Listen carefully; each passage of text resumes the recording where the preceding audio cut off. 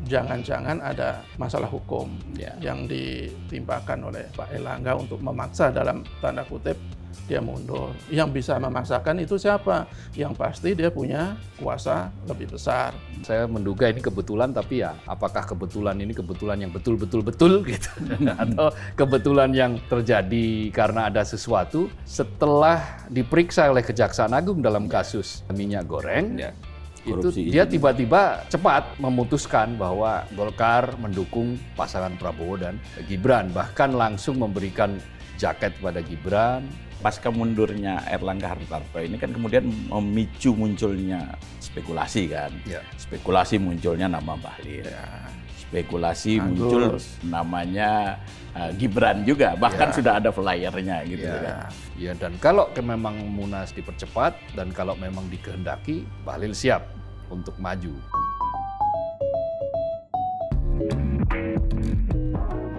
Halo Sobat Media Indonesia, salam sehat dan selalu semangat. Jumpa lagi bersama kami dalam program Ordal, obrolan mendalam bersama orang-orang dalam. Seperti biasa, ada Mas Jaka Budi Santoso. Salam sehat. Salam sehat, Mas. Sehat. Apa kabar? Alhamdulillah, sehat. Baju kotak-kotak, segar sih. Enggak kuning. Enggak kuning. Mas Abdulkar. Alhamdulillah sehat. Sehat. Capek nih baru habis pulang dari luar kota. Membawa kejutan tidak? Ya, makanya saya pakai batik yang agak rindang ini kayak. Iya, dari adem. Ada kayak pohon beringin gini. Asik. Banyak gambar daun-daun daun-daun beringin gitu. Tapi tetap membawa kejutan enggak? Ya, kejutannya masih kalah lah bila dibandingkan dengan kejutan akhir pekan. Erlangga Hartarto mundur dari Partai Golkar. Itu sebuah kejutan politik yang membuat sebagian orang terkejut, tapi sebagian kecil orang mungkin yang sudah pernah tahu rekam jejak tidak terkejut. Tetapi ya ini adalah sebuah peristiwa besar. Gitu. Publik pada umumnya terkejut. Pak Har terkejut nggak? Bukan hanya terkejut, terkaget-kaget. Oh, iya. Terkaget-kaget. Iya. Karena selama ini kalau kita tahu ya, kalau yang kita ketahui, prestasi Erlangga Hartarto kan cukup bagus. Ya kan? Meningkatkan perolehan kursi Partai Golkar dari 85 ya ke 102. 102. Gitu kan. Terus ikut berkontribusi besar dalam Pilpres gitu kan. Nah, apa yang melatar belakangi pengunduran diri Pak Erlangga ini jadi satu nih, ya aneh, ajaib, sulit diterima nalar, sulit nggak masuk logika. Ya orang kita, pejabat kita tuh kan paling susah untuk mundur. Gagal total pun kan mundur. Lah ini berhasil kok mundur kan? Ini kan jadi pertanyaan. Iya, anomali. Pertanyaan banyak kalangan. Jadi sangat mungkin ada sesuatu yang luar biasa yang memaksa Pak Erlangga ini mundur. Kalau kita lihat dari gesturnya, ya saya bukan pakar gestur, kan ketika dia mengumumkan itu lewat rekaman kok apa ya kurang nyaman gitu kan. Jadi saya yakin ya ada tekanan yang cukup besar lah, bahkan sangat besar lah, sehingga dia harus memaksa Pak Erlangga itu meninggalkan jabatannya. Kalau kita lihat kondisi sekarang ini kan sebenarnya tidak ada alasan bagi Pak Erlangga untuk mundur kan. Tadi Mas Har bilang dari sisi prestasi sangat bagus. Di Pileg suara Golkar meningkat sangat signifikan. Dia bisa memenangkan Pilpres untuk 5 tahun ke depan. Jadi kalau dengan prestasi seperti itu, bahkan sangat mungkin kalau nanti Pak Erlangga itu maju lagi di Munas untuk periode mendatang, ya sangat mungkin kembali terpilih. Tetapi ini sebelum itu terjadi kan malah mundur. Ini ya pertanyaan luar biasa. Bahkan Pak JK sebagai orang petinggi Golkar itu juga nggak habis pikir.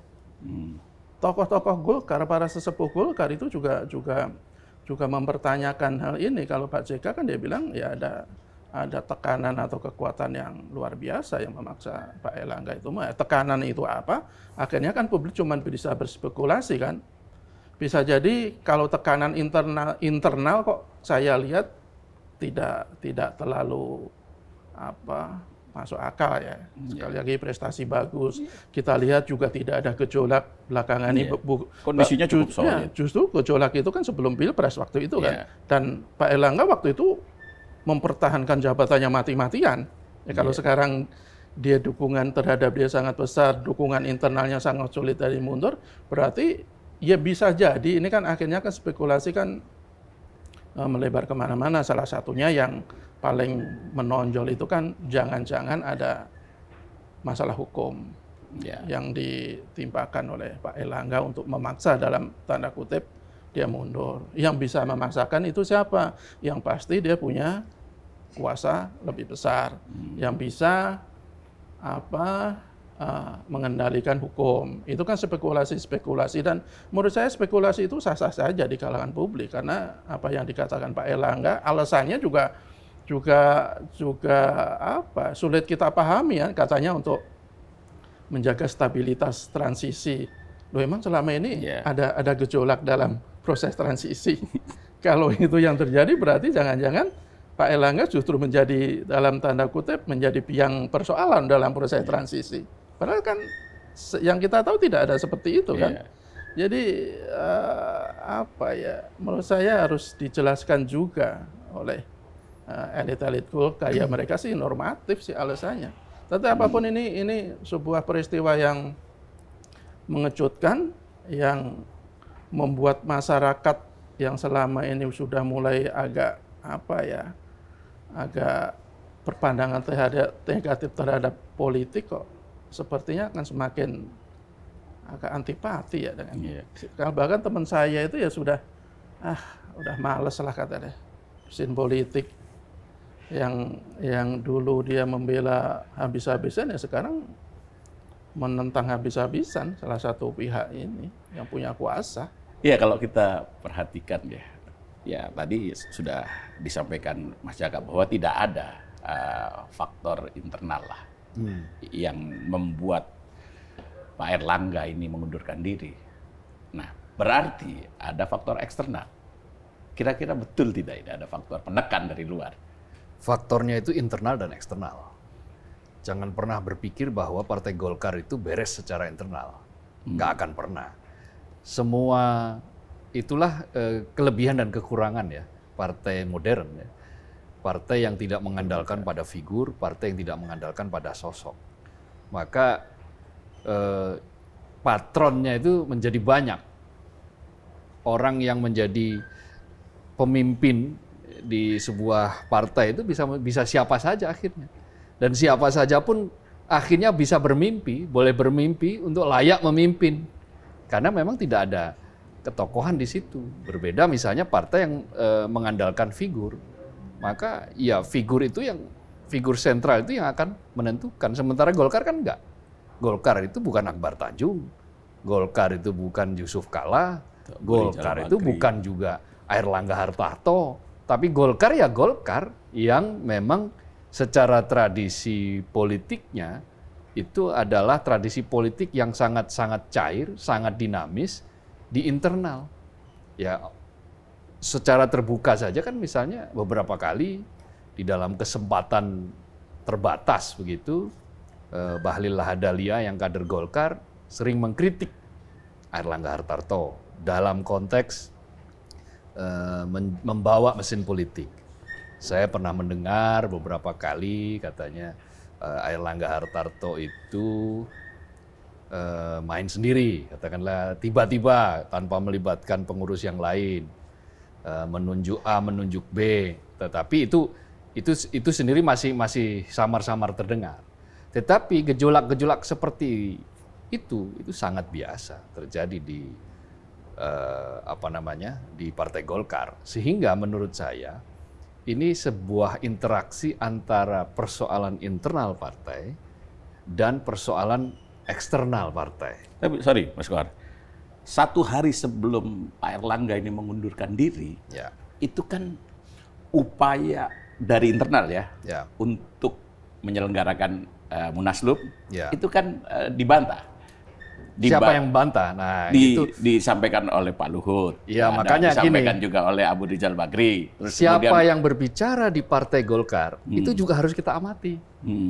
Jadi Partai Golkar itu bicara apa, siapa yang bicara, dan apa muatan bicaranya, itu harus ditafsirkan secara berbeda. Iya.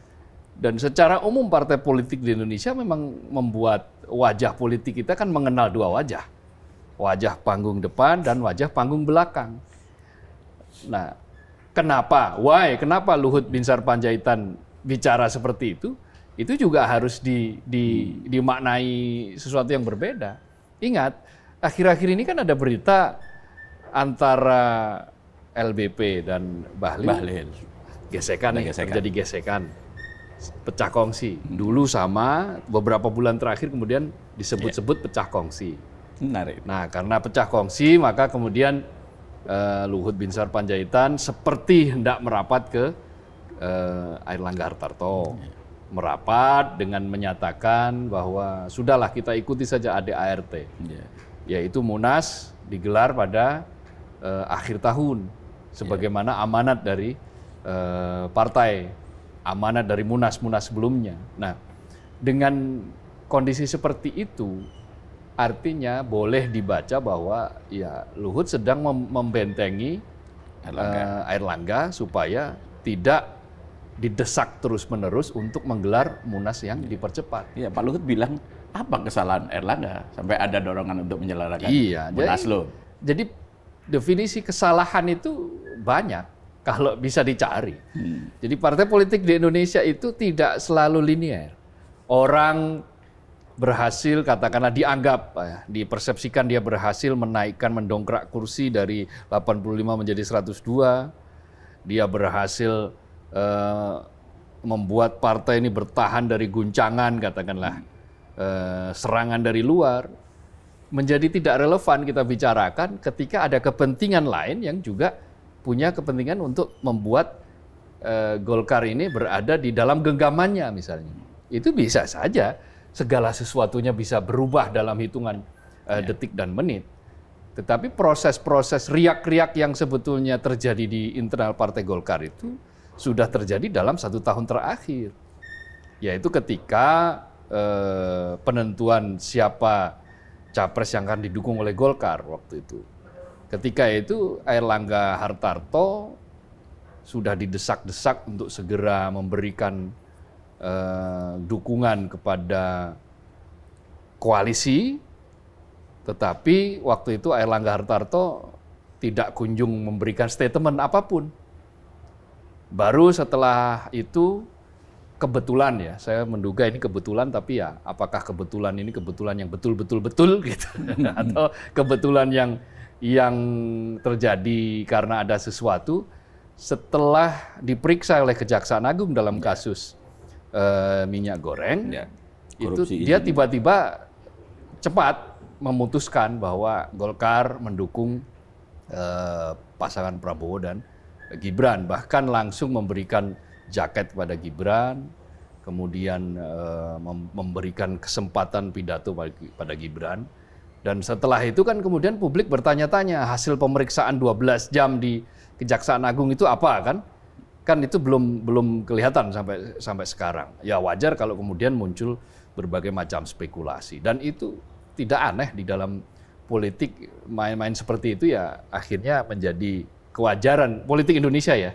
Sekarang ya? Ya politik Indonesia dari dulu. Dulu nggak terlalu, sekarang ya karena nggak terlalu itu kan karena nggak kelihatan. Tetapi sebetulnya dari dulu begitu biasa di dalam internal Golkar itu sejak zaman Pak Harto, sejak zaman Orde Baru ada tarik menarik seperti itu. Ya, dulu tapi menggunakan instrumen hukum Oh. sebagai alat penekan ini saya kira ya baru. Ya tinggal dibuktikan saja, betul nggak ada bukti bahwa itu instrumen hukum itu dijadikan sebagai alat penekan. Kalau memang yang bersangkutan itu katakanlah memang punya masalah hukum, ya kita tidak bisa berasumsi bahwa instrumen hukum dijadikan alat penekan. Tapi kalau kita pakai pisau analisisnya adalah pisau analisis politik, ya itu tergantung cara pandang. Tetapi apapun yang terjadi, makanya saya bilang tadi ada kebetulan. Terlalu banyak kebetulan kan dalam politik kita ini. Nah sekarang yang saya katakan tadi 1 tahun sebelumnya, pernah dalam sebuah forum, ya kader Golkar, ya Bahlil Lahadalia melihat bahwa ada peluang bagi Golkar untuk bisa Munas dipercepat. 1 tahun yang lalu. Tahun yang lalu lah, hampir 1 tahun yang lalu. Juli 2003 ada. Iya sekitar. Setelah waktu itu statementnya 10 bulan lah, 10 bulan ya. Sekitar bulan-bulan ya September gitu ya, September Oktober lah. Di situ ada statement bahwa ya dan kalau memang Munas dipercepat dan kalau memang dikehendaki, Bahlil siap untuk maju sebagai penantang. Nah, sejak saat itu kan nama Bahlil mulai disebut-sebut itu sebagai sebuah kandidat Golkar. Nah, kalau Bahlil ya kita tahu siapa yang paling dekat dengan Bahlil ya waktu itu adalah Luhut Binsar Panjaitan LBP. Tetapi dinamika sebenarnya berubah kan? Sekarang Bahlil dan LBP konon katanya tidak akur, pecah kongsi.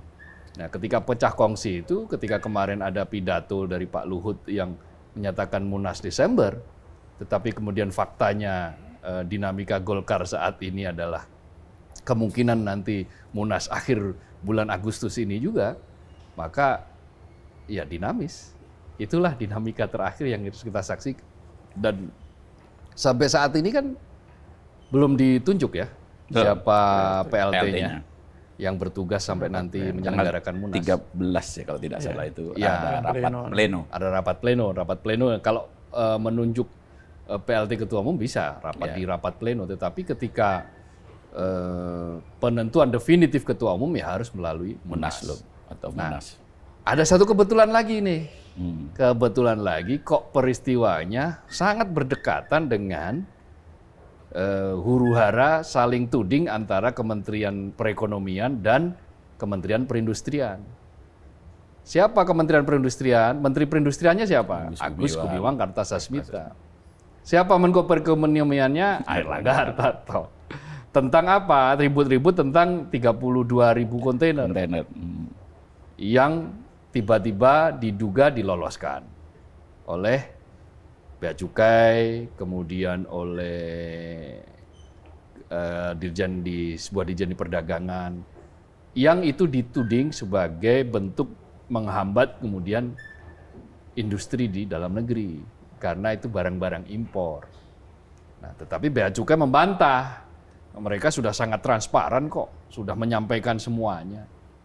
Nah, hari Jumat yang lalu itu ada komunitas yang melaporkan Airlangga Hartarto karena kasus diduga meloloskan sebegitu mudah kontainer-kontainer ilegal itu dalam jumlah berapa? 26.000 apa yang dilaporkan itu. Jadi kebetulan tadi itu sangat berdekatan, sangat berhimpitan, dan wajar apabila kemudian penilaiannya banyak mengarah ke bahwa ini bukan semata karena faktor eksternal, tapi juga ada faktor internal yang mempercepat katalisasi ini, sehingga kemudian kursi Ketua Umum Golkar ini kemudian kok seperti kena badai. Gitu. Kenapa sih Bahlil ini, Pak Bahlil ya, kepingin sekali menjadi Ketua Umum Partai Golkar? Ya, kalau soal keinginan Pak Bahlil, namanya politisi kan pasti dia pengen menapak jenjang karir yang lebih tinggi lah ya. Menurut saya itu sah-sah saja. Cuman dalam kasus Pak Airlangga ini kok saya melihat, saya kok sepakat juga dengan beberapa pengamat ya, bahwa ini ada invisible hand yang membuat Pak Airlangga mundur. Betul bahwa dinamika Golkar itu sangat dinamis mereka antar kekuatan-kekuatan di dalam juga selalu ada dinamika. Tetapi kalau dalam kasus kali ini kok saya tidak melihat itu sebagai pemicu utama Pak Airlangga dia mundur. Pemicu utama sangat mungkin adalah tekanan dari luar. Kalau dinamika di dalam saya lihat akan dilawan oleh Pak Airlangga seperti 2023 sekitar Juli itu yang Munas mau dipercepat, itu dia lawan. Mengumpulkan ketua-ketua DPD. Iya, dia lawan. Dan gitu semuanya akhirnya mendukung Airlangga. Jadi ini ada tekanan yang luar biasa. Tekanan itu seperti apa? Kalau kita lihat lagi, sebelumnya Pak Airlangga itu kan dalam tanda kutip agak berseberangan juga dengan koalisi Indonesia Maju, Indonesia. termasuk dengan Pak Jokowi kan, soal pencalonan Ridwan Kamil. Ya. Kan Pak Erlangga termasuk yang bersikukuh untuk mencalonkan Pak RK di Kang Jawa Barat. Emil itu di Jawa Barat. Pertimbangannya pertimbangan rasional. Elektabilitasnya jauh lebih tinggi daripada bersaing di pilkada yang elektabilitas Kang Emil ini jauh lebih rendah dibandingkan Pak Anies sama Pak Ahok kan. Kemudian belakangan akhirnya luluh juga. Tidak lama kemudian kok ya saya tidak tahu apa yang terjadi di dalam ya. Tidak lama itu kan akhirnya sekarang dia mundur dan mundurnya juga terkesan mendadak kan. Jadi kalau tidak ada kekuatan yang sangat besar yang memaksa dia Pak Erlangga itu mundur kok rasanya agak sulit dipahami lah. Jadi kalau kemudian ada faktor internal yang menginginkan kursi ketua umum Golkar, tetapi tidak ada kekuatan yang besar di luar, saya kira tidak akan terjadi. Kalau saya melihatnya seperti siapa itu kekuatannya, ya nanti kita lihat siapa yang akan bersaing dalam pemilihan ketua umum Golkar di Munas. Kalau yang nanti bersaing itu adalah orang-orang yang selama ini dianggap sangat dekat dengan kekuasaan, ya mungkin itu akan semakin membenarkan spekulasi-spekulasi yang ada sekarang, bahwa ini ada campur tangan dari kekuasaan untuk memuluskan orang-orangnya mengambil alih kendali Golkar. Ya salah satu yang disebut itu kan Pak Bahlil kan. Yeah. Pak Bahlil itu kan belakangan sangat ramai dibicarakan sebagai salah satu kandidat kuat. Meskipun ini juga menjadi perdebatan karena di kalangan internal Golkar sendiri kan menyebut katanya Pak Bahlil itu bukan lagi kader Golkar. Bahkan Pak Mekeng itu pernah bilang ketika terjadi gejolak 2023, Pak Bahlil itu sudah tidak punya KTA. Nah, padahal kalau di Golkar ADART-nya kan menyebutkan syarat mutlak sebagai calon ketua umum adalah dia kader Golkar, pernah memimpin Golkar di tingkat DPP atau tingkat provinsi dan ada beberapa persyaratan lain. Kalau itu yang dipakai bisa jadi Pak Bahlil tidak memenuhi syarat. Kalau itu benar ya apa yang dikatakan elit-elit Golkar. Tetapi apalah di negara kita belakang ini kan ADR itu bisa dengan mudah nanti diubah. Konstitusi aja bisa diubah. Dalam sekejap mata kok. Undang-undang bisa diubah. Terus yang kemarin PKPU ya? Yang soal MA itu yang di MA itu? Iya kan? PKPU juga pilih dengan ya ini kan bisa jadi nanti di Munas itu juga diubah kan? Ubah dulu di hari pertama umpamanya kan. Kemudian di hari kedua orang-orang yang disebut-sebutnya bisa bersaing di ketua umum. Kalau itu terjadi ya berarti memang benar bahwa ya kekuasaan ya ikut campur. Itu yang selama ini dikhawatirkan, semakin dikhawatirkan oleh banyak aktivis kan. Ya, pasca mundurnya Erlangga Hartarto ini kan kemudian memicu munculnya spekulasi kan. Spekulasi munculnya nama Bahlil. Spekulasi muncul namanya Gibran juga, bahkan sudah ada flyernya gitu kan. Nah, apakah memungkinkan nih seandainya nanti dipaksakan, misalnya ada pihak-pihak yang memaksakan, katakanlah seperti yang sekarang sudah beredar, Gibran menjadi calon ketua umum Partai Golkar? Bisa aja, pihak-pihak yang memaksakan tapi harus dari dalam. Artinya pemilik suara. Ya, pemilik suara meskipun dia ada yang menitip suara ya boleh-boleh saja. Meskipun Gibran saat ini bukan anggota Partai Golkar. Iya, tadi sebagaimana dikatakan oleh Mas Jaka bisa saja. Tetapi syaratnya kan harus dilakukan Munas dulu. Mengubah ADART itu harus melalui Munas. Nggak bisa melalui sidang pleno, melalui pengurus saja nggak bisa. Dalam ADART-nya itu untuk menjadi ketua umum minimal harus 5 tahun kalau tidak. Iya, kan harus jadi kader. Jadi kader. 5 dan tahun. menjadi pengurus di daerah kan? Di pusat atau di daerah? Iya, dan kalau beberapa nama yang disebutkan ya Bahlil sudah pernah jadi pengurus Golkar. Bahlil juga sudah lebih dari 5 tahun menjadi aktivis kader Golkar. Dari 2001 katanya deh. Iya, kalau soal debat kartu tanda anggota sudah tidak punya dan seterusnya itu kan ya tergantung siapa ngomong apa gitu. Dia ada di kubu siapa. Jadi tetapi sampai saat ini kan Bahlil masih sah. Bahwa dia masih kader Golkar dan dia punya hak untuk mencalonkan diri atau dicalonkan. dan ada potensi dia juga untuk bisa memenangi pencalonan ini. Tetapi kalau tadi pertanyaannya katakanlah misalnya pihak dari luar, misalnya katakanlah Gibran, yang flyernya sudah beredar secara luas itu, dia pakai surjan itu ya, yang gambar Golkar itu, maka kalau bisa atau tidak, ya aturan sekarang tidak bisa. Tetapi apakah itu menjadi bisa tergantung internal Golkar. Kalau internal Golkar melihat bahwa Gibran ini bisa jadi ikon baru bagi Partai Golkar, dia bisa menjadi katakanlah darah segar bagi Golkar, ya tidak ada yang mustahil. Tidak ada yang mustahil. Tetapi apakah dengan begitu nanti dia bisa mengangkat Golkar, ya pertarungannya kan masih 5 tahun lagi. Masih cukup waktu untuk pertarungan itu. Tetapi kalau melihat pertanyaannya kemudian bisa atau tidak bisa, ya kalau saat ini tidak bisa, karena ada artinya memang tidak bisa. Tetapi apakah nanti ketika Munas itu tetap tidak bisa, ya tergantung bagaimana negosiasi yang ada di dalam Munas itu sendiri.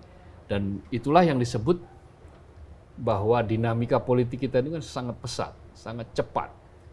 Dan hitungannya sudah sampai pada urusan menit ini kan. Dan biasa, dan Golkar itu kan dalam berbagai kesempatan siapapun yang memimpin kan bisa saja aturan diubah-ubah. Sangat bisa. Yang dulu harus pakai konvensi, ide konvensi, lalu kemudian ditetapkan konvensi, tapi kemudian tiba-tiba diubah. Tidak bisa, tidak perlu lagi konvensi dan tidak usah konvensi.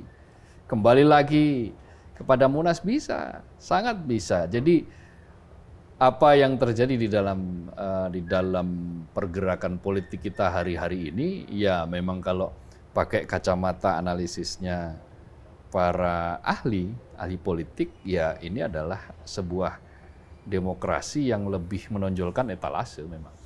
Demokrasi kita yang saat ini sedang diancam oleh sebuah situasi yang seolah-olah demokratis, tetapi dalam prakteknya jauh dari nuansa demokrasi.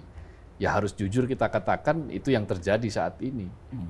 Nah, lalu bagaimana masa depan demokrasi? Ya banyak orang sudah mulai lelah, sudah mulai seperti temannya Mas Jaka tadi. Sudah temannya Mas Jaka nisannya T ya. Dari Klaten itu. Itu temannya. Iya. Nah, R itu depannya bukan T. Oh iya, R ya depannya, tapi panggilannya T. Nah, itu banyak yang orang kemudian menjadi sangat kalau politik main-main begini. Nah, tapi ada juga yang memberi saran kepada kita-kita. Udahlah, berpolitik itu rileks aja. Berpolitiklah dengan rileks, tidak usah tegang-tegang, dan pertama, dan yang paling utama maksudnya, jangan baperan dalam politik. Kan ada kan nasihat seperti itu. Kita akan, kalau dalam politik itu dibawa baper, ya bisa kena jantungan terus kita. Tapi apakah politik itu seperti yang terjadi saat ini? Apakah iya bahwa maksud politik itu adalah memang seperti yang digambarkan oleh lagunya Iwan Fals itu, dunia politik penuh dengan intrik gitu kan? Politik itu kejam. Ya, apakah selamanya politik itu kejam? Gitu ya. Ada beberapa lagunya Iwan Fals kan yang ngomongin soal politik, yang terakhir yaitu dunia politik penuh dengan intrik. Politik gitu. Ya, senggol sana, senggol sini, gitu, dan seterusnya dan seterusnya. Saya nggak hafal, ini boleh dicari itu. Nah, jadi konteksnya adalah bahwa dinamika Golkar ini menarik untuk dilihat, tetapi mungkin bagi sebagian orang tidak lagi menarik, bahkan membuat mual mungkin, karena memang akhirnya orang mempertanyakanlah independensi partai politik. Partai politik dipaksa untuk menjadi sulit mengembangkan kemandirian karena ada dugaan-dugaan, ada upaya-upaya yang disebut-sebut susah untuk dikatakan ini bukan intervensi. Jadi apakah ini intervensi atau tidak? Memang di panggung depannya nggak ada. Karena yang bermain ini ya semua orang-orang dalam semua kan. Ordal semua kan, ada Bahlil Lahadalia yang orang Golkar, ada Luhut Binsar Panjaitan yang juga Golkar, ada Akbar Tanjung jangan lupa. Iya. Jadi ada yang bilang bahwa konon katanya Akbar Tanjung itu termasuk yang sangat minta mewanti-wanti kepada para pengurus Golkar dan dari level pusat sampai daerah itu untuk taat kepada syarat-syarat ADART. Iya. Nah itu bisa diterjemahkan macam-macam lah. Artinya begini, ya kalau memang tidak memenuhi syarat, ya jangan dipaksakan. Kira-kira seperti itu. Maka kan kemudian ada skenario yang tidak memenuhi syarat ini menitipkan suaranya, menitipkan kepentingannya kepada orang-orang yang atau orang Ordal yang lah, pada di ordal. ordal yang ditunjuk. Nah, siapa itu ya kita lihat saja nanti siapa yang kemudian menguasai panggung Munas bila benar bahwa Munas ini akan diselenggarakan di akhir Agustus. Ini tarik-menarik masih terjadi. Iya. Jadi kalau ya Akbar Tanjung kan karena dia sudah sangat lama di Golkar dan dia mungkin merasa bahwa Golkar harus taat azas gitu kan. Tetapi ya bukan tidak mungkin juga berubah juga, bisa jadi pandangannya karena melihat dinamika yang terakhir. Kita harus cari tahu, nanti teman-teman bisa kita minta untuk pandangannya terhadap Akbar Tanjung. Ya kalau jadwal Munas Partai Golkar itu kan Desember kan? Desember Ya. 2024 kan. Ya. Tapi setelah mundurnya Airlangga Hartarto ini kan kemudian ada wacana akan Munaslup di tanggal 25 Agustus. Ya. Ya, Nah, antara tanggal 25 Agustus dengan Desember ini kan kondisinya berbeda. ya. Pada saat Desember 2024, presidennya sudah ganti, berbeda. ya.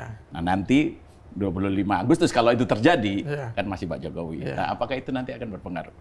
Ya kalau itu yang terjadi akan berpengaruh, dan yang paling penting begini, kalau nanti itu benar-benar ada munaslup ketika Pak Jokowi masih berkuasa, ya bisa jadi orang akan semakin mencocok-cocokkan. Oh berarti benar nih, karena ada permainan atau apa segala macam kan. Tetapi kalau nanti tetap di Munas, bisa jadi dugaan-dugaan itu akan sedikit ternetralisir. Tetapi saya pikir Pak Prabowo pun juga punya kepentingan kan, Yep. dan di Partai Golkar ini kan.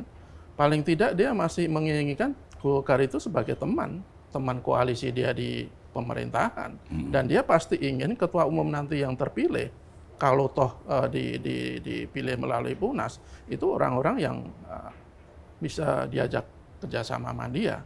Tidak mungkin dia akan membiarkan dalam tanda kutip orang-orang yang berpotensi untuk berseberangan.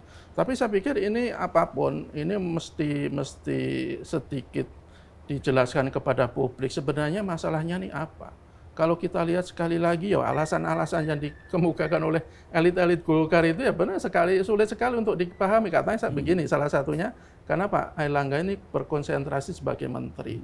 Mau sebagai menteri kan tinggal berapa bulan lagi? Tinggal 2 bulan. Kalau itu alasannya kenapa nggak dari dulu-dulu? Saat pemilu yang ngurusin makanya, sekian banyak caleg, ngurusin suara Partai Golkar, ya, jadi, masih bisa disambi kok. Meskipun sebagian masyarakat itu sudah banyak yang apatis, tapi masih banyak juga yang kritis kan.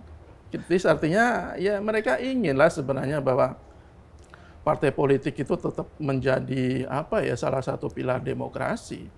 Jangan justru menjadi bagian dari yang merusak demokrasi atau paling tidak membiarkan kerusakan demokrasi. Kalau model-model yang terjadi ini di Golkar ini berlaku di partai-partai politik, kalau betul ya bahwa ada intervensi, kalau ada tekanan, ada apalagi menggunakan instrumen hukum, bukan tidak mungkin hal ini akan dilakukan juga kepada partai-partai politik lain. Dan itu kalau yang terjadi, itu bolehlah kita sebut kiamat demokrasi. Karena kan partai politik akhirnya ya mendukung apapun yang diinginkan oleh penguasa. Kalau itu yang terjadi, rakyat kebagian apa? Rakyat kan butuh keberpihakan juga, dan partai politik seharusnya berpihak kepada rakyat ujung-ujungnya, meskipun prosesnya juga proses-proses politik. Jadi kita lihat kalau umpamanya nanti itu Munaslup ada, benar-benar ada, itu semakin menegaskan bahwa mundurnya Pak Airlangga ini ada intervensi luar biasa dari pihak luar. Tetapi kalau di Munasnya tetap akhir Desember, ya saya pikir anggapan itu agak terkurangi lah. Saya lanjutkan. Sebenarnya Pak Jokowi ini punya kepentingan tidak dengan Partai Golkar? Ya punya lah. Kan dia pengen setelah dia nanti lengser, paling tidak dia masih punya kekuatan. Dia bukan ketua umum partai politik. Beda dengan Bu Mega, dia ketua umum partai terbesar. Malah kan Pak SBY juga masih punya kendali di Partai Demokrat. Yeah. Kalau Pak Jokowi kan tidak punya. Tapi kan Pak Jokowi sudah bilang mau balik ke Solo. Ya bilangnya seperti itu kan, banyak juga yang Loh, bilang. kan mengendalikan partai bisa dari Solo, bisa dari Karanganyar, bisa dari Penajam Pasir Utara. Artinya saya mau menerjemahkan, kalau saya mau berkusnudon, Pak Jokowi mau tidak cawe-cawe lagi di urusan politik, gitu loh. Yang dibilang Pak Jokowi kan nggak cawe-cawe, bukan saya tidak akan cawe-cawe, enggak, saya akan balik ke Solo. Nah, ketika cawe-cawenya dari Solo bisa aja, boleh aja. Sekarang dari mana saja bisa kok kita cawe-cawe. Saya sebenarnya mau mancing. Dan itu kan banyak juga yang menganggap kan, meskipun ini masih perlu pembuktian yang lebih detail lagi atau lebih kuat lagi kan. Kan Anda bilang sebelum lengser kan ada mutasi juga di jajaran aparat keamanan. Itu kan bagian dari upaya Pak Jokowi untuk dalam tanda kutip mengamankan diri lah setelah nanti dia lengser kan. Nah, itu saya tidak cukup kan? Kan tidak hanya di situ. Harus ada dukungan partai politik juga yang bisa tetap dia kendalikan meskipun lewat tangan orang lain.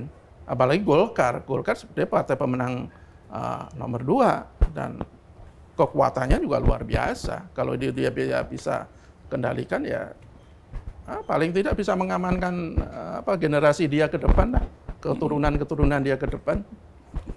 Karena masih banyak keluarga Pak Jokowi yang running di politik. Iya. Bobby, ada Gibran, ada Kaisang, lagi kan. Bisa jadi nanti Erina Gundono. Ya wajar. Jadi kepentingan untuk menghidupkan kartu politik itu tidak boleh kita pandang dari sudut yang negatif. Yep. Kenapa? Karena hasrat berpolitik itu bagi seorang politikus itu ya wajib, harus. Bagaimana bisa seorang politikus tidak punya hasrat politik, kemudian di masa pensiunnya dia tidak mau cawe-cawe di bidang politik? Ya menurut saya itu naif gitu loh. Kalau seorang sudah terjun di dalam bidang politik, seluruh kegiatan dia sampai kemudian napas memisahkan dengan badan ya akan terus berpolitik. Siapa bilang Akbar Tanjung sampai saat ini tidak berpolitik? Akbar Tanjung itu seluruh hidupnya berpolitik dan sampai saat ini masih menjadi bagian yang tidak terpisahkan dari dinamika politik di Golkar. Dan itu adalah sebuah ikhtiar politik untuk terus menghidupkan kartu politik. Kartu politik artinya di dalam konteksnya adalah pengaruh. Nah, di Golkar ini kan kita lihat ya Pak Akbar Tanjung pernah jadi Ketua Umum PBHMI. Pak JK pernah menjadi Bendahara Umum HMI Sulawesi. Bahlil Lahadalia pernah menjadi Bendahara Umum PBHMI. Nah, Ahmad Doli Kurnia pengurus besar HMI pernah. Jadi ada banyak sekali grup HMI yang ternyata tidak satu warna. Sama-sama mereka berangkat dari HMI itu beda-beda warna. Antara Pak JK dan Pak Akbar Tanjung beda. Kita bisa saksikan boleh. Jadi antara Bahlil dengan siapa lagi kan, dengan Doli Kurnia dengan siapa juga beda lagi. Nah, jadi apa yang ada di dalam Golkar itu sangat cair sehingga mudah bagi pihak di luar Golkar untuk ikut nimbrung. Bahasa saya begitulah, untuk ikut nimbrung. Jadi misalnya kalau ada kepentingan Pak Jokowi yang misalnya ditimbrungkan ke Golkar, ya itu ya sah-sah saja, wajar-wajar saja. Dan itu bisa saja terjadi. Dan bisa di mana saja, di partai mana saja. Kebetulan Golkar ini partai besar, partai dengan jumlah kursi 102, pemenang kedua, hanya kalah oleh PDIP. Sementara di PDIP ini kan meskipun pemenang, dia potensinya besar, tetapi kan ada Ibu Mega yang di situ yang menjadi tembok yang menjaga agar tidak ada semacam infiltrasi gitu. Kalau bahasa negatifnya mungkin infiltrasi. Tetapi ya kita lihat bahwa keinginan-keinginan di luar partai yang hendak masuk di PDIP mungkin masih disaring oleh Ibu Mega. Di Demokrat mungkin juga oleh Pak SBY, meskipun sekarang Demokrat juga kekuatannya semakin turun karena jumlah kursinya juga sudah semakin turun. Tetapi partai-partai yang ada di level atas ini, 5 atas ini adalah partai-partai yang seksi untuk dijadikan sebagai kawan. Karena apa? Pemerintahan itu butuh sebuah stabilitas, butuh kawan yang memuluskan rancangan-rancangan dan kebijakan-kebijakan yang dibikin. Itulah kenapa membutuhkan DPR sebagai bagian dari proses-proses nanti yang mengesahkan kebijakan. Ya untuk DPR ya pasti akan diambil kursi-kursi yang jumlahnya sangat besar, ya PDIP, Golkar, kemudian Gerindra, PKB dan Nasdem. Nasdem dan PKB, Nasdem kan lebih banyak daripada PKB nanti kan. Nah dari situasi seperti itu akhirnya ya wajar tarik menarik. Ya kita lihat saja di PKB yang kira-kira notabene hampir mirip seperti kayak Golkar, tidak ada tokoh sentral kecuali Caimin ya. Caimin juga sentral tapi sebetulnya juga masih ada beberapa sebaran-sebaran lain lah kalau di PKB. Maka sekarang kan juga lagi kisruh juga. Lagi sekarang sedang perang dalam tanda kutip dengan PBNU. Meskipun itu sebenarnya saling itu bersaudara kan. Oh iya, yang membidani lahirnya PKB kan Gus Dur. Gus Dur kan pernah ketua umum PBNU dan kemudian banyak kiai-kiai yang lain dari NU. Lalu kemudian sekarang PKB kemarin waktu kampanye merasa diperlakukan sebagai anak tiri dan tidak diakui sebagai anak oleh NU.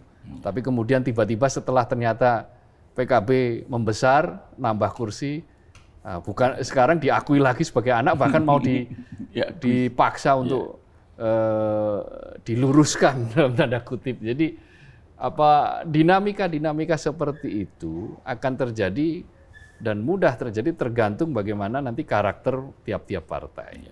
Dan intervensi atau infiltrasi atau menitipkan suara, bahasa halusnya ya, menitipkan suara kepada partai itu bisa terjadi apabila instrumen yang ada di dalam atau sistem yang ada di dalam partai itu sangat cair. Golkar itu sangat cair. Makanya mudah bagi pihak luar untuk menitipkan suara kepentingan mereka ke Golkar itu. Balik lagi ke pengunduran diri Erlangga Hartarto ya. Di dalam pernyataannya itu kan Pak Erlangga bilang ini, saya bacakan. Setelah mempertimbangkan dan untuk menjaga keutuhan Partai Golkar dalam rangka memastikan stabilitas transisi pemerintahan yang akan terjadi dalam waktu dekat. Maka dengan ini, dengan mengucapkan Bismillahirrahmanirrahim, dia menyatakan, nah, yang dimaksudkan menjaga keutuhan Partai Golkar dan dalam rangka memastikan stabilitas transisi pemerintahan ini sebenarnya apa? Nah, itu yang jadi pertanyaan banyak orang juga kan. Jadi kok apakah Pak Erlangga itu ingin mengatakan bahwa di internal Golkar itu sekarang ada tarik-menarik atau gejolak atau konflik yang luar biasa. Yang jadi pertanyaan kok ini terkait dengan transisi pemerintahan itu loh. Jadi kalau saya melihat kok apapun alasannya seperti yang dia kemukakan kok itu bukan tipenya Pak Erlangga ya. Mundur kalau alasannya hanya sekedar itu kan. Dan itu cukup banyak sekali yang mempersoalkan alasan yang menurut saya normatif juga soal kayak gitu kan. Jadi tadi menyambung Mas Kohar, wajar saja seorang politikus termasuk Pak Jokowi atau yang lain lah, tidak hanya Pak Jokowi itu ingin mempertahankan atau ingin melanjutkan kiprah politiknya meskipun dia sudah tidak menjabat sebagai presiden atau pejabat-pejabat lainnya. Cuman yang jadi pertanyaan publik, yang disesalkan publik, meskipun itu juga belum perlu pembuktian yang lebih valid, kalau dia menggunakan instrumen-instrumen kekuasaan, itu yang sebenarnya menjadi kegundahan banyak kalangan kan. Dan salah satunya ya kasus Pak Erlangga ini, meskipun sekali lagi ini kan masih spekulasi ya. Dan sekali lagi kalau itu terus dilanjutkan, itu bukan tidak mungkin apa yang terjadi di Golkar ini kok bisa merembet ke partai-partai yang lain. Bahkan dalam pencalonan di pilkada aja kebelakangan kan juga ada dugaan-dugaan intervensi seperti itu kan. Sehingga ada salah satu calon yang sebenarnya secara elektabilitas paling tinggi, dia sudah mendapatkan rekomendasi dari beberapa partai, tiba-tiba ujung-ujungnya belakangan kemungkinan berantakan. Itu kan dugaan-dugaan publik yang sebagai bentuk keprihatinan. Apakah memang politik negara kita itu sudah separah ini ya? Ya kita tahu, saya juga tahu bahwa politik itu dinamis. Yang dulu kawan bisa menjadi kawan, ya dari kawan bisa menjadi teman. Tetapi kok menurut saya politik sekarang itu lawan maksudnya. Iya, sudah terlalu edan ya. Jadi berarti baperan dia. Iya, baperan karena saya bukan orang politik kan. Padahal kan kalau kata Bismarck itu politik is the art of possibility. Iya. Segala kemungkinan bisa terjadi. Tapi kok kemungkinan yang kadang kita secara nalar kok politik kok ya begini, kok begitu tega gitu kan. Begitu gampangnya mengkhianati, saling mengkhianati. Jadi ya mudah-mudahan apa yang spekulasi bahwa ada intervensi segala macam itu ya mudah-mudahan salah ya terhadap Pak Erlangga. Tetapi kok saya sih tetap punya keyakinan bahwa ada sesuatu yang besar sehingga dia harus mundur. Tidak hanya sekedar dinamika di internal Partai Golkar. Kalau dinamika seperti itu apa nggak lebih dinamis sebelum Pilpres, sebelum pemilu, ketika itu ada tuntutan untuk munaslup, tapi Pak Erlangga jalan terus.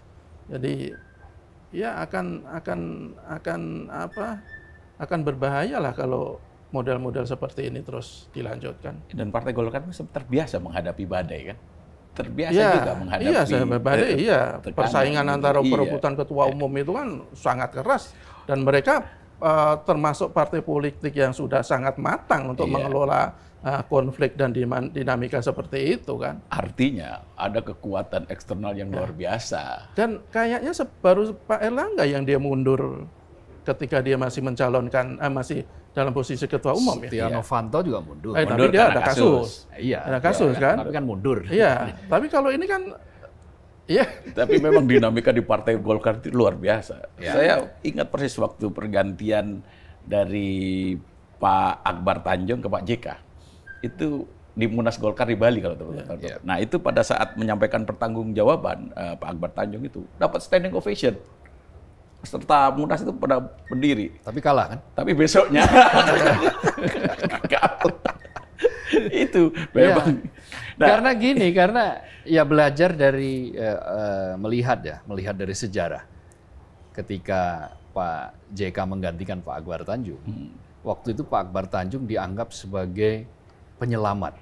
Iya. Karena Golkar setelah reformasi kan waktu itu dihujat habis-habisan dan nyaris mau disamakan dengan PKI. Iya, betul. Artinya partai yang harus dilarang untuk terus ikut pemilu kan gitu. Makanya kemudian Pak Akbar Tanjung dengan tagline-nya Golkar Baru itu.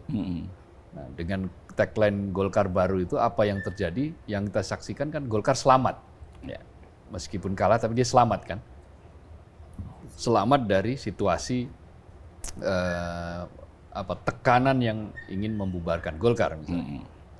Tapi saat itu kemudian dia mendapatkan standing ovation, standing applause. Tetapi yang jadi kan tetap Pak JK. Dan Pak JK waktu itu mewakili kepentingan siapa? Kepentingan pemerintah waktu itu. Jadi wakil presidennya Pak SBY. Artinya sudah biasa itu. Intervensi terhadap Golkar itu bukan hanya kali ini. Ketika waktu kemudian berubah lagi, lalu Pak Jokowi misalnya lebih bisa menerima Setia Novanto misalnya. Ya akhirnya Setia Novanto juga jadi kan di awal. Meskipun akhirnya dia terpaksa harus mundur karena kasus. Nah, tetapi apa yang terjadi hari ini kalau dianggap ini sebagai bagian dari ada intervensi dari luar dan semua pihak menyatakan ini ada bau-bau intervensi, ya itu biasa kok. Itu sudah menjadi tradisi Golkar sejak zaman dulu. Atau setidak-tidaknya sejak zaman reformasi lah. Meskipun dari zaman dulu juga ada loh. Ketika dulu Pak Sudarmono naik menjadi Golkar itu banyak yang memprotes kan. Banyak yang mengait-ngaitkan Pak Sudarmono dengan PSI kan. PSI bukan PSI yang sekarang, bukan Partai Sosialis. Yang dianggap ya kawan, mungkin ya ideologinya agak berbeda, tetapi Pak Sudarmono firm dan akhirnya Pak Harto memberikan restu pada Pak Sudarmono jadi, bahkan anak didiknya diangkat menjadi sekjen, waktu itu Sarwono Kusumaatmadja, dan beberapa anak didik yang lain, itu akhirnya dimatangkan di situ menjadi, ya ada kubu-kubu lah, ada faksi-faksi kan di Golkar itu, karena dia dibentuk dari sebuah sekretariat bersama kan, Sekber Golkar. Yang tentu di situ ada banyak sekali kepentingan. Nah, apalagi sekarang, apalagi setelah era di mana banyak sekali kader-kader dari organisasi kemahasiswaan yang dilibatkan di Golkar. Ada PMKRI, ada GMKI waktu itu, ada XX, ada Kosmas Batubara, kemudian ada HMI, ada Abdul Ghafur, ada Akbar Tanjung, ada Abdullah Puteh gitu kan. Waktu itu yang menjadi pionir anak-anak muda dari organisasi kemahasiswaan. Dan itu semua kemudian menjadi jalur politik bagi para aktivis untuk meniti karir politik kan, kira begitu. Nah, jadi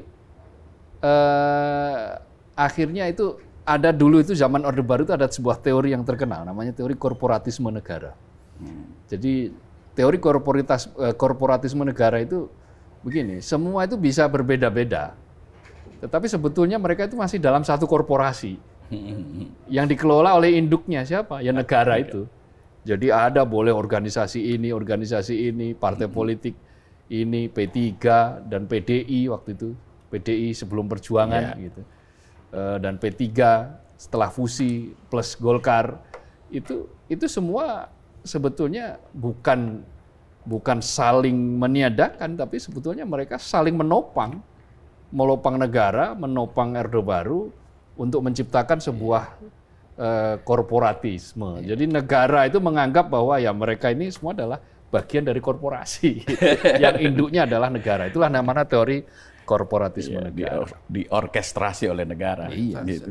Nah, terakhir, Mas Jaka, mundurnya Pak Erlangga ini apakah mempengaruhi dukungan Partai Golkar dalam pilkada? Apakah juga akan mempengaruhi koalisi? Kalau untuk pilkada saya yakin ada potensi untuk terjadi banyak perubahan ya.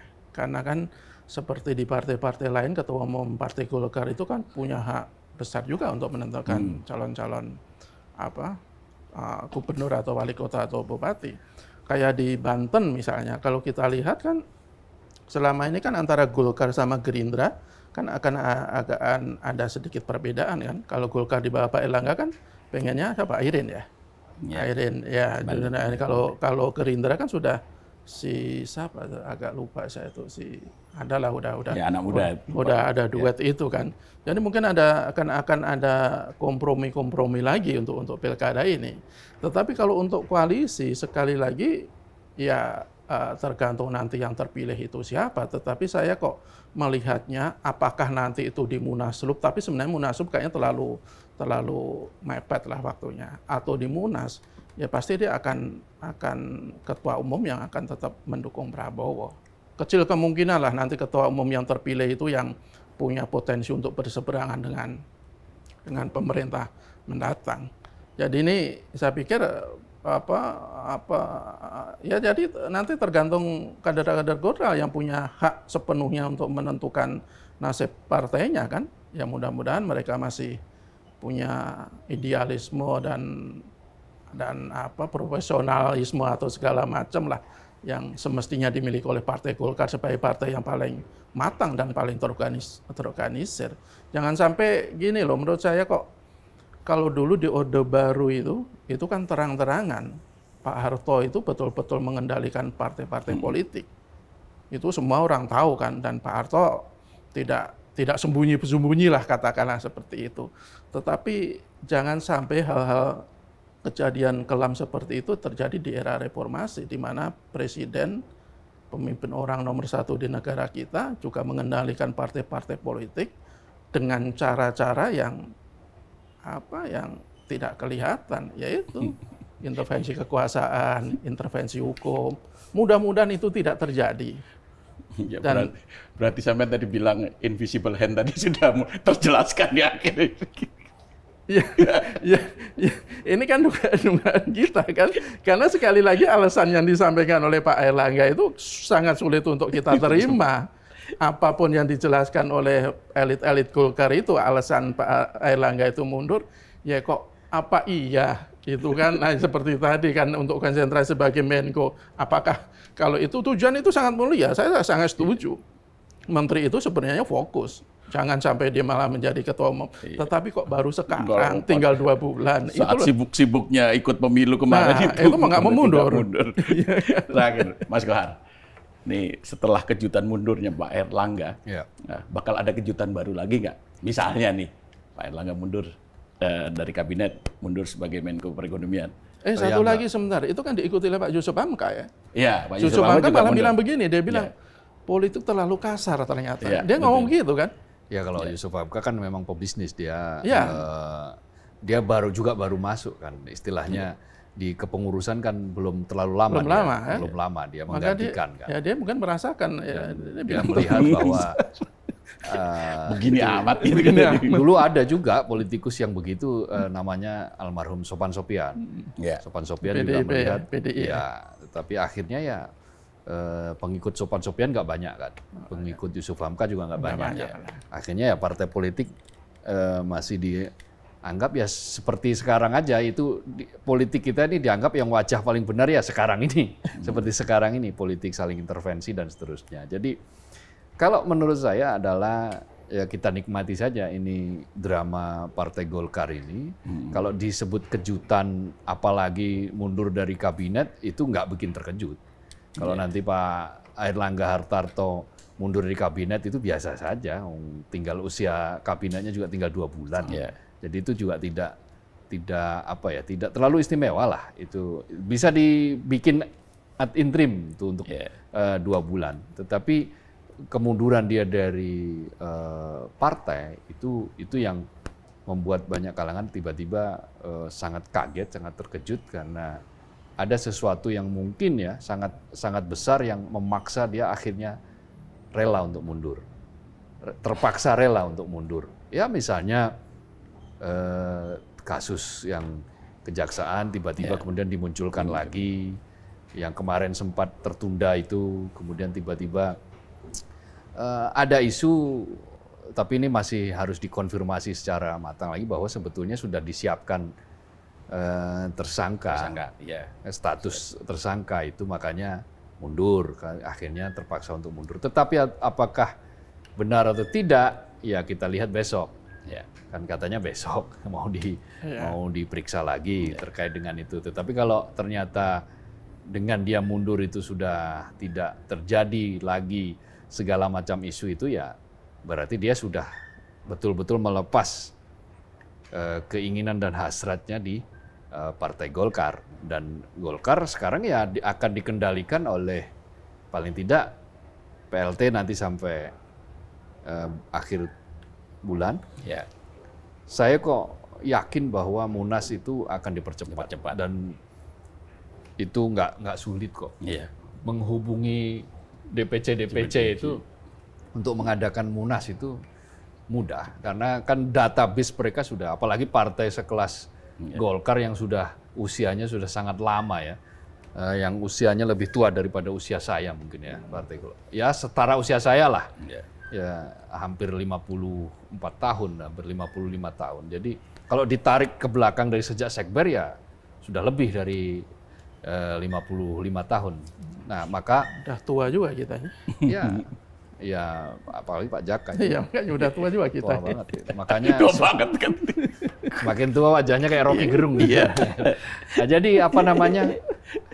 Saya kira dinamika Golkar masih akan membuat kejutan-kejutan baru dan kita akan lihat apakah Bahlil yang memimpin, apakah Agus Gumiwang Kartasasmita atau malah mungkin Gibran yang akan memimpin Partai Golkar. Nah, pertanyaan terakhir nih, sebelum ditutup, tadi saya tertarik dengan kata drama di Partai Golkar. Jadi siapa sutradara drama mundurnya Pak Erlangga ini? Sutradara drama Pak Erlangga ini ya banyak, ada dari internal dan ada dari eksternal.